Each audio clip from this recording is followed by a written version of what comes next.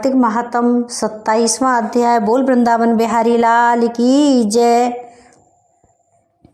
गणों ने कहा, विष्णुदास एक दिन भोजन तैयार करके भक्ति में तल्लीन था कि कोई उनका भोजन चुरा कर ले गया, लेकिन सायंकाल की आराधना हो सके और व्रत भंग न हो, इसीलिए उसने उस दिन दोबारा भोजन तैयार नहीं किया।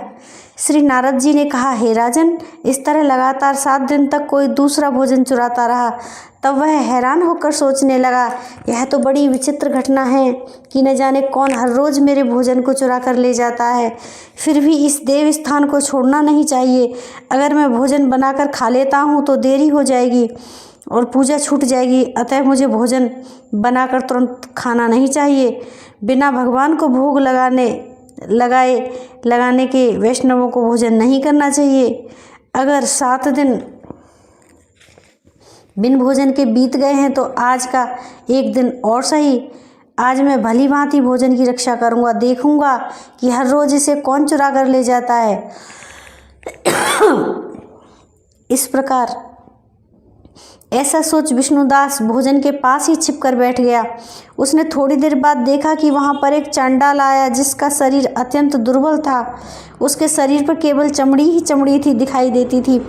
जब वह चांडाल भोजन चुरा कर चल दिया तो विष्णुदास ने उसे पुकारा, हे भाई, यह रूखा भोजन ले जाकर क्या करोगे? घी भी लेते जाओ। ऐसा कहकर वह श्रेष्ठ ब्राह्मण आगे को बढ़ा।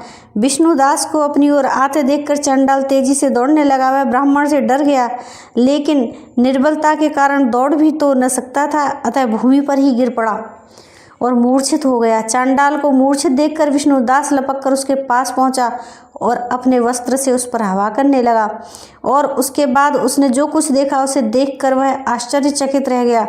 उसने देखा कि उसके सम्मुख शंख, चक्र, गदा, पद्म, पीतांबरधारी चतुर्भुज रूप अलसी के फूल के समान वाले, छाती में कौस्तुभमणि माला से सुशोभित साक्षात श्री विष्णु भगवान खड़े हैं। भगवान का दर्शन करके सात्विक भाव से मुक्त वह श्रेष्ठ ब्राह्मण उनकी स्तुति तथा प्रणाम कुछ भी न कर सका। वहीं पर सब इंद्रादि देवता भी उपस्थित हो गए और गंधर्व तथा अप्सराएं आकर गीत गान करने लगी, नृत्य करने लगी।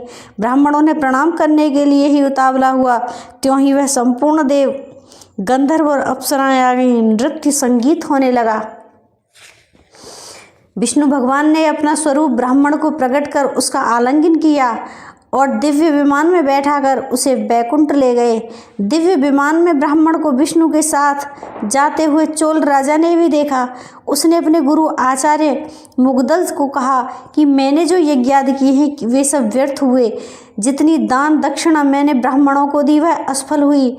विष्णु भगवान के दर्शन नहीं हुए। विष्णुदास ब्राह्मण ने केवल श्रद्धा से भक्ति की, उसके प्रभाव से विष्णु भगवान ने आकर उसको दर्शन दिए। इसीलिए भक्ति ही सर्वोपरि है। मुझे विष्णु भगवान के दर्शन के लिए राजकाज त्याग कर भक्ति करनी चाहिए। राजा के कोई पुत्र न होने के कारण उसने अपने भांजे को राजगद्दी का अधिकारी बना दिया और आप विष्णु भगवान की भक्ति करने लगा।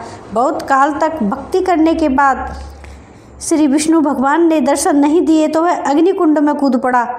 अग्नि में प्रकट होकर विष्णु भगवान ने राजा को गोदी में उठा लिया और कहा कि मैं तेरे त्याग और भक्ति से बहुत प्रसन्न हुआ। उसका आलिंगन करके उसको दिव्य विमान में अपने साथ बैठाकर बैकुंठ लोक में ले गए।